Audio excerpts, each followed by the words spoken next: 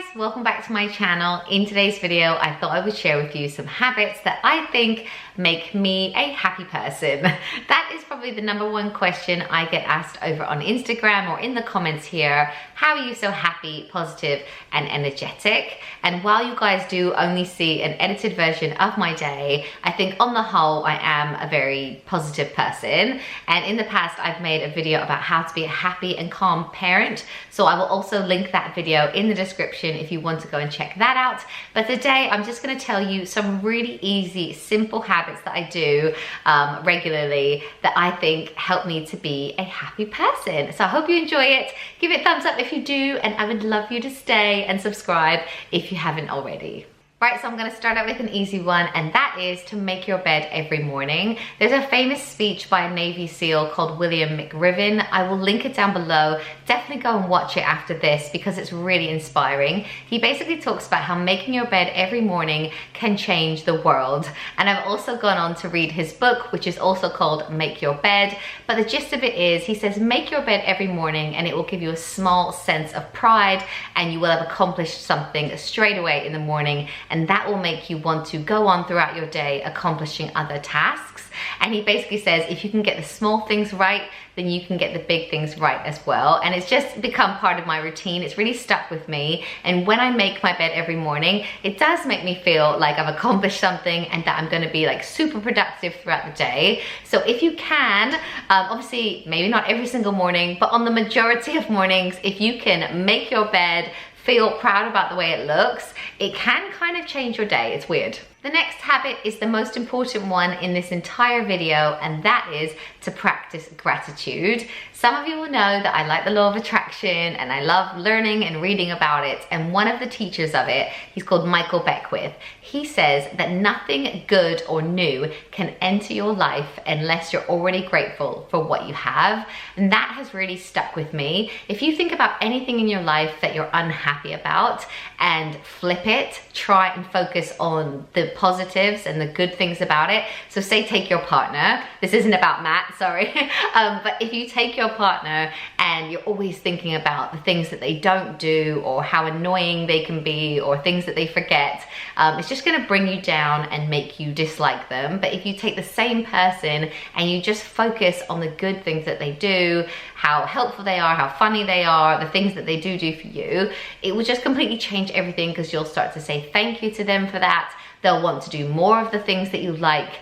I don't know, it just changes everything. Even the way I parent, I try and just be so thankful and grateful and praise them for the good things that they do, and then I think they want to do it more. I could probably do a whole video on gratitude itself, but just try and be more grateful and it will definitely make you a happier person. The next one is another really easy one, and that is to get everything ready the night before. I feel like I say this all the time on my channel, but it's such a game changer for me. If I get everything ready, like the kids' clothes, my clothes, what they need for school, the clubs, like just everything ready the night before, I have such a better day the next day. I just wake up feeling like I'm on it. I know what's going on, I'm organized, and just that simple little thing of taking like 20 minutes the night before to get everything done really sets me up for a good day. My next tip is a big one, and that is to curate your social media. We are in control of what we see online and how it makes us feel. So if something doesn't make you feel good or happy, stop looking at it. So after this video, go onto your Instagram account, go to the accounts that you follow, and just scroll through them, and if any of them don't make you feel good or they've made you feel bad in the past, just unfollow them. It's that easy. Even if it's a friend or a relative, there are ways that you don't need to see their stuff. You can mute them or hide them so that you don't have to look at them. And even if it's my Instagram account, if I don't make you feel happy, if I actually do the opposite and make you feel bad, please unfollow me, and my YouTube channel as well. Feel free to unsubscribe. This is like a happy, positive place, and I would hate to think that anyone is watching my videos and feeling worse about themselves by doing that. So yeah, it's completely up to you. We are in control of what we see and how it makes us feel. So yeah, unfollow people, don't feel bad about it. So you need to just cut anything toxic out of your life.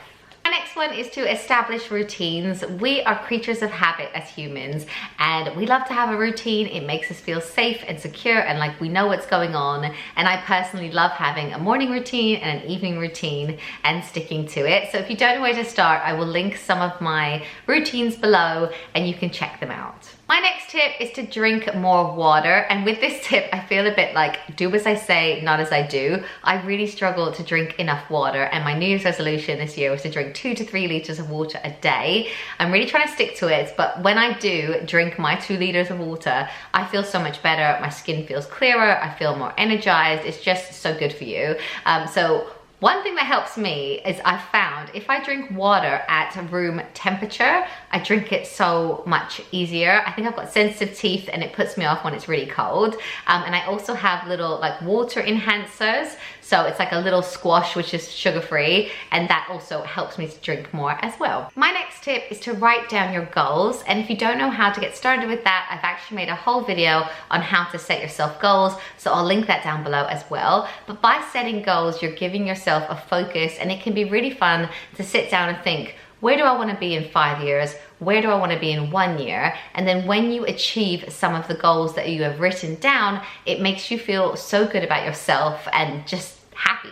My next tip is to embrace failures and learn from them. And this can be easier said than done. Sometimes you have to wait a while to embrace a failure, but there are lessons and learnings to come out of every failure. So don't just focus on how bad it went or how bad you feel about it. Just think of what you can learn from it and how you can do it better next time. Whether it be a failure at work or in your personal life, you can improve on that and change things for next time. My next tip is to surround yourself as much as possible with positive, inspiring people and stay away from toxic people. And I don't even mean in real life. I like to listen to audiobooks or follow people on social media that really motivate me, like Gary Vee, or I've talked about the Blinkist app before, which has like 15-minute inspiring books on it. And I really love to I think if you fill yourself with all that positive, good energy, or you surround yourself with friends that really get you and just want you to do well and are like cheerleading you, then it will just naturally bring you up. So when it comes to toxic people, it can be quite hard, and I don't think I found it easy to cut people like that out of my life until I was older, like in my 30s. But if there's anyone that makes you feel bad, maybe just see them a little bit less. Or if there's anyone that doesn't believe in you, maybe just don't hang out with them as much. My next tip is to visualize things going well, or visualize things that you want, or just things happening the way that you want them to happen. Say if you have a meeting tomorrow and tonight you're really anxious about it, try and just in your head go through the motions, visualize it going well, you walking in, you killing it, and it just happening well. I also like to visualize like things that we'd like to do, like places we'd like to visit, or I love to go on Rightmove and just look at houses which are way out of range and just imagine like us having them or us walking around in them. I don't know, I know this is like probably a bit of a weird step, but that is personally what I do. Sometimes if I can't sleep at night, I would just visualize us, doing something really nice or something that we've talked about or that we want to do.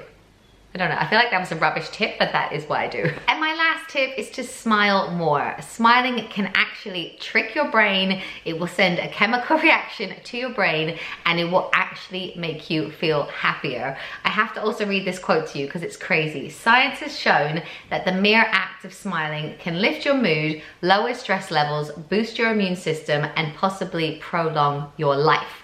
What? Right, so that is it for this video. I really hope you enjoyed it and you got something from it. Let me know in the comments which point was your favorite and anything you do to make you feel happier. And thank you so much for watching, and I will see you soon. Bye.